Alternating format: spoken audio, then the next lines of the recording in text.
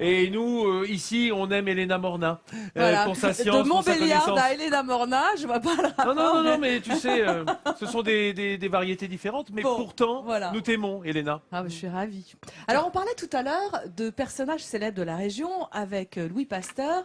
Aujourd'hui, je vous invite dans une maison, celle de Victor Hugo, qui est né ici, à Besançon, au 140 Grande Rue. Une maison devenue aujourd'hui musée. Et dans ce musée, vous pouvez voir tout un tas d'objets personnels de Victor Hugo, parmi lesquels une lettre. Une lettre de sa marraine. Alors attention, c'est une marraine républicaine, puisqu'il n'a pas été baptisé selon les rites catholiques. Une marraine qui lui dit qu'elle lui promet de lui envoyer un produit régional, quelque chose de bon, lui dit-elle. De quoi s'agit-il? La cancoyote? Oui. Non. Alors, mais vous avez raison, vous n'êtes pas loin, Hélène, puisque c'est un petit peu la Madeleine de Proust de nombreux francs-comtois. Du fromage? Du comté. Du comté, ouais. Non, Du ça morbier. n'est pas du fromage. Non, pas du La tout. Morteau. La Morteau. La Montbéliard. Le petit Jésus. Non. Jésus. C'est quelque chose qui glisse dans la gorge, qui est très... Du vin d'Arbois. miel. Du miel. Le fameux le miel miel du du Jura. Mont d'Or qui est effectivement délicieux. Alors, ce qui est très intéressant dans ce musée, c'est qu'on peut aussi y voir le buste de Victor Hugo sculpté par Rodin. L'histoire est magnifique. cocasse parce qu'au début, Victor Hugo ne voulait pas entendre parler de ce buste. Et puis finalement, il accepte, mais il dit, il est hors de question que je pose. Et le pauvre Rodin, il est là, à chaque fois qu'il rencontre Victor Hugo, il essaye de le croquer un petit peu. Notamment, il existe des croquis de ce buste sur des feuilles de gitane maïs qui sont aujourd'hui conservées au musée Rodin à Paris. Et regardez, que donc plus vous avez tellement vu le utilisé, résultat. Ça s'appelle le résultat du travail et du talent, puisque ce buste, il est aujourd'hui formidable. Alors, on continue un peu plus loin. Non, toujours dans la maison de Victor Hugo, qu'on appelle aussi la maison des illustres.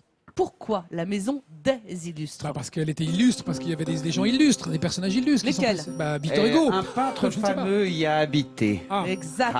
Ah. Guillaume, Ah, je vous laisse hein. donner la Guillaume réponse. Courbet. Non, vas-y, c'est à toi la Bien fait, réponse. C'est effectivement Gustave Courbet, donc qui n'est pas votre aïeul, qui a habité dans cette sait pas. maison.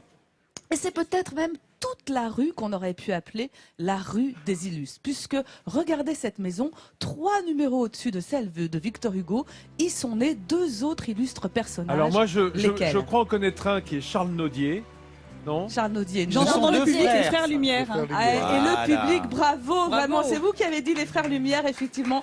Auguste et Louis Lumière, les papas du cinéma, qui sont nés effectivement au 143 Grande Rue, cette rue qui débouche d'ailleurs, c'est ce qu'on appelle aujourd'hui la place Victor Hugo. Et c'est peut-être même toute la ville de Besançon qu'on aurait pu appeler la ville des illustres, parce qu'il y avait aussi Colette, l'auteur, qui avait ici sa maison qui s'appelait Montboucon à Besançon, maison qu'elle avait reçue en cadeau de mariage et qu'elle a quittée avec regret au moment de son divorce. Mais Vincent Merci, avait raison, Elena. Charles Naudier est bien né sur la même Charles place Naudier est que né sur la place. Non, je- Victor Hugo et les frères Lumière. Oui, Pas oui. très loin, pas très Mais loin. c'était pas la maison que j'avais montrée, c'est pour Bien ça que je sûr, m'étais bien permise sûr, de- il faut être précis. On attend Je ça vous ai de toi, vexée. Elena Morna. Tu es notre madame, Allez. je sais tout, notre encyclopédie de la Franche-Comté. C'est encyclopédie quand même. Alors on s'éloigne un peu de Besançon vers un endroit que j'adore. C'est mon endroit préféré de Franche-Comté, le lac Saint-Point. Saint-Point, Malbuisson, tout près de Pontarlier. Il y a des palmiers? Alors c'est pas des palmiers, des sapins, un paradis au milieu des sapins. Vraiment j'adore, c'est ici que j'ai appris à nager, ou du moins que mes enfants surtout m'ont appris à nager.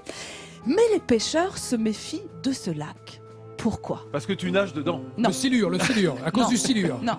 À cause d'un animal Non. marin qui viendrait manger Non. le kiki des Le baigneurs. monstre Non, du Loch non, Ness pas vient de- y passer ses week-ends. Non, pardon? Le monstre du Loch Ben Ness oui, vient un y passer animal ses marin. week-ends. On Une n'est algue, pas une algue. très loin Ah, du monstre du une Loch maladie. Ness. On est là, il a donné la réponse. Ah, d'accord. Il y a un monstre lacustre. Un Les monstre du pêcheurs craignent que leur filet soit déchiré par le clocher d'une église engloutie. Je vous raconte la petite carrément. histoire. C'est la légende de Dame Vautier. Dame Vautier, c'était un village de bourgeois, ici, le lac n'existait pas à l'époque. Ces bourgeois qui voient arriver un jour dans leur village une pauvre femme avec son bébé dans les bras, elle a faim, elle a froid, et personne ne veut lui offrir ni du pain ni le gîte. Au contraire, il la chasse, il l'insulte, elle va se réfugier dans la forêt. Dans cette forêt, elle tombe sur un ermite qui s'appelle Point, lequel ermite lui laisse non seulement son lit, son dîner et va dormir dehors. Cette nuit-là fut terrible, des hurlements, une tempête, mais absolument rien ne vient troubler le sommeil de notre ermite. À son réveil, plus personne, plus de femmes, plus d'enfants, plus d'habitants de Dame Vautier, la ville est engloutie sous les eaux. Et c'est ainsi Mais qu'on c'est a terrible. appelé ce lac le lac Saint-Point, du nom de cet ermite très charitable. Et attention, Bravo. Si vous allez dans le coin à la Toussaint, vous pourriez entendre les cloches de Dame Vautier sonner. Mais c'est pas Point vrai. final. Incroyable. Qu'est-ce qu'elle Merci. raconte bien. hein. Merci Elena. Bravo. Ah non, mais elle sait des tas de trucs sur la région. Il faut pas rater l'émission. Hein, si vous voulez voir demain, alors ça va être encore. On va monter en, Waouh, on va waouh, monter en waouh. puissance. Ça, on va atteindre des sommets.